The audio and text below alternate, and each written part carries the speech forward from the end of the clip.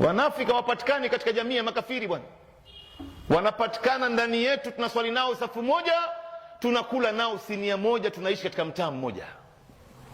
Kwa hivyo tahadhari, usije ukawa miongoni mwao. Hawa wanafiki na makafiri watamwambia Mungu, wallahi mambo haya mimi siyakumbuki na mimi sijawahi kuyafanya, na sitaki ushahidi ya malaika wala binadamu. Ukiniletea mashahidi kwamba ni malaika na binadamu, sitokubali.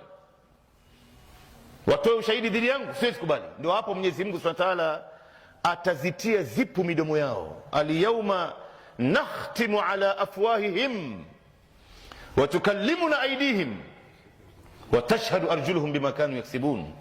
Leo tutazitia zipu midomo yao, mwili yake yote itaanza kuongea.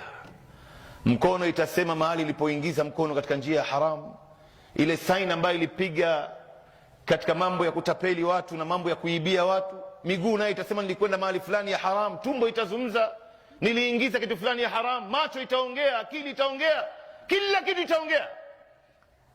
Lakini Mwenyezi Mungu Subhanahu wa Ta'ala atamwambia huyu Muislamu, al-yawma aghfiruha lak satartuha alayka fi dunya, nilikusitiri wewe ulipokuwa duniani na leo mimi Mwenyezi Mungu nimekusamehe. Anamwambia Muislamu huyo.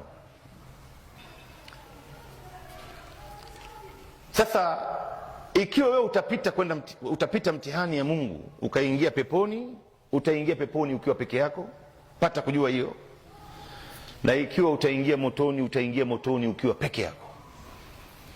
Sasa jamani, ndio mmoja katika wanazuoni anauliza, ikiwa mambo yote yananihusu mimi, kumbe kufaulu kwangu na kuanguka kwangu inanitegemea mimi mwenyewe, hakuna mtu yeyote atakuja kunisaidia. Ikiwa mambo yote yananihusu mimi, mali walinnas, nina nini mimi na mambo ya watu jamani? Watu kitu gani hao?